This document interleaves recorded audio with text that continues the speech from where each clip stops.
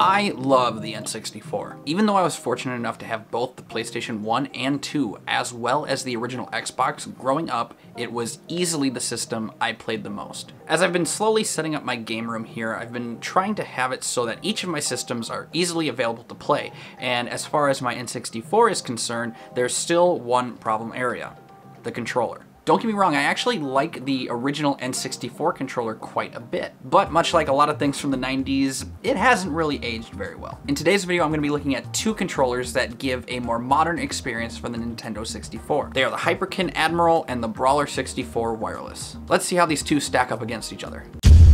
Okay.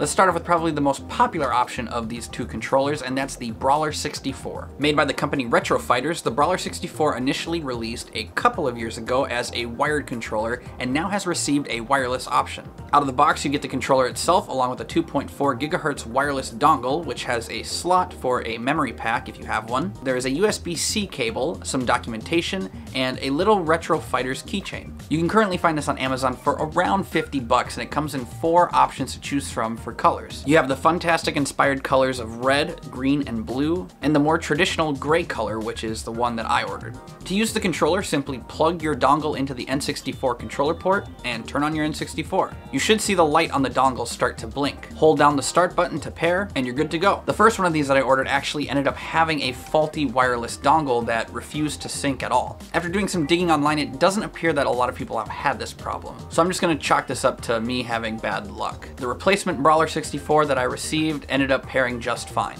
I really like the button placements on this controller. The A and B buttons are in the perfect spot for your right thumb to rest, with the C buttons in easy reach. Seeing as the D-pad wasn't used much on the N64, it's been placed on the bottom portion of the controller, similar to how you would see on a 360 controller. The D-pad feels nice, and in this position it's still easily accessible. The Z button has been duplicated and placed below each of the L and R buttons. This is nice not only because it feels great ergonomically, but due to the original controller's layout, it's necessary to include it on both sides for certain games that require simultaneous use of the shoulder buttons and Z button. Games like GoldenEye or Mario Kart, for example. I really like these Z buttons because they have that sort of trigger shape that are really nice to rest your fingers on, but are not actually analog triggers. They are in fact digital inputs. And just like the original N64 controller, the Z button has a very short travel distance. The Brawler 64 also has a turbo and clear button to assign turbo functionality to any button on the controller. To do this, simply hold the turbo button and then the button that you wish to assign it to. When you wish to remove turbo, just hold the clear button and the button you wish to remove turbo from.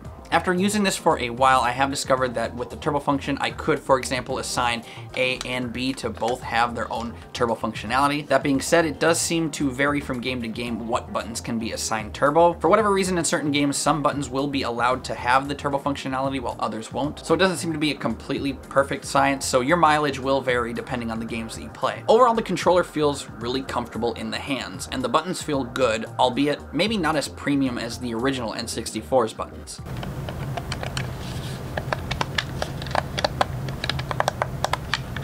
The thumbstick on the controller has a convex dome that responds very similar to maybe a GameCube thumbstick. It's a bit more sensitive than the original N64 thumbstick and has a more sharp corner octagon shape for the stick guide. The original N64 controller was also octagonal, but with wider angles because the N64 recognized 360 degrees of direction. That being said, most games ended up sticking with a more traditional 8 points of direction anyway, so you shouldn't really notice too much of a difference with this. I found this controller to work great with 3D platformers like Mario 64, Banjo-Kazooie, and Conker's Bad Fur Day, and even worked great with first-person shooters like GoldenEye or Pokemon Snap. I mean, technically Pokemon Snap is a first-person shooter. Just, you know, not shooting guns. Camera. What I really struggled with on this controller is any sort of driving or fast-paced flying game. I got used to Star Fox after a while, but I really struggled with Mario Kart, Rogue Squadron, and Star Wars Racer. Now I accept the fact that part of it may be my fault for not being great at video games and also being used to the more traditional N64 controller, but I do think another big factor of this is the fact that these games were designed for the N64's joystick in mind. The N64's joystick was much more resistant and had much more tension than your traditional GameCube-style joystick. With the much more sensitive Brawler 64, it's a bit more challenging to control small, quick movements, primarily when dealing with things at high speeds. Overall, I think Retro Fighters did an amazing job with this controller. It feels great in the hands, the latency is on point, the buttons feel nice and responsive, and I do like that we're starting to see more and more devices switch over to USB Type-C. Oh yeah, and I forgot to mention that the battery life on this thing is actually pretty decent as well, lasting me about 9 to 10 hours of playtime after fully charging. Now, if you're looking for a controller that has a less sensitive thumbstick, or if the $50 price tag of the Brawler 64 is just not worth the cost, you should absolutely take a look at the Hyperkin Admiral. You can find the Hyperkin Admiral on Amazon for roughly $35 depending on the color that you get. Your color options are black, translucent gray, atomic purple, and the one that I have here, white. Similar to the Brawler 64, it comes with a wireless dongle, except this one, to my knowledge anyway, is Bluetooth and not a 2.4 gigahertz dongle. You get some documentation and unfortunately a micro USB cable instead of a USB-C. The button layout is the same as the Brawler 64, but the shell design is more similar to that of the Hori Mini. Now personally, I find the controller to fit really nicely in the hand. The curves are pretty intense and the Z buttons here are great for resting my fingers on, and much like the Brawler 64, the A and B buttons are placed perfectly for my liking. That being said, I do admit that I have smaller than average hands, so if your hands are on the bigger side, especially with just like the overall size of the controller and the deep divots in this controller, you might not find this to be as comfortable as I would. As I said, the buttons all feel pretty good, but they are a bit cheaper feeling and clicky compared to the Brawler 64.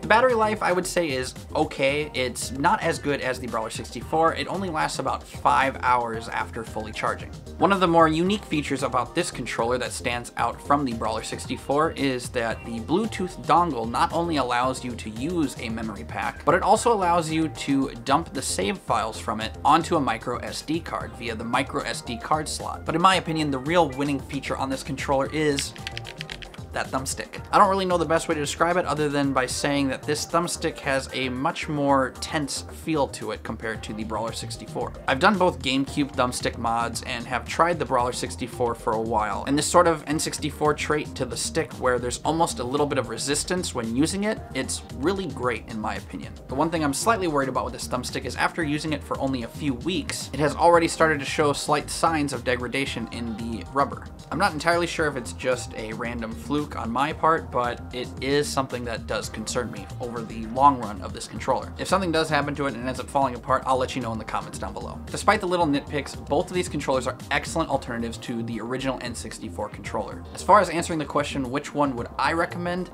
That's tough.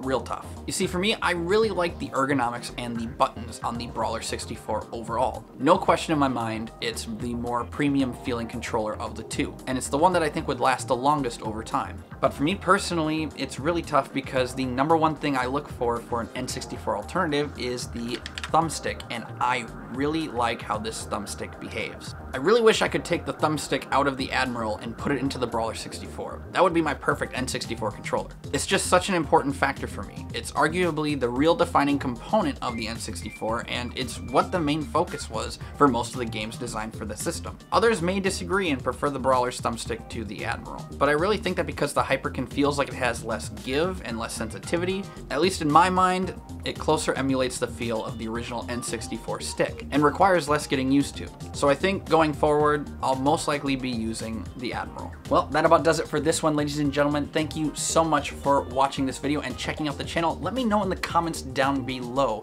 what you think of these two controllers, and if there are any other N64 controllers that you personally like. If there are any questions you have about these two controllers, or if there's something that I neglected to mention, let me know in the comments down below. I'll try to answer as many questions that I can. If you want to help support the channel, please do be sure to drop a like, as it is one of the best ways to help a small channel like us get our videos promoted through the YouTube algorithm. And if you're new around here and want to see more content like this, be sure to subscribe to the channel and hit that notification bell icon to stay up to date on everything that we're doing. We upload new videos every Monday and Saturday, and live stream every Wednesday night, usually around 9 p.m. Central Time. But yeah, that's about enough of rambling out of me. Thank you again so much for watching. My name is Blake, and for all things tech, games, movies, to anything nerdy in between, be sure to subscribe to Digital Cynics. Have a good one, everyone. We'll see you next time.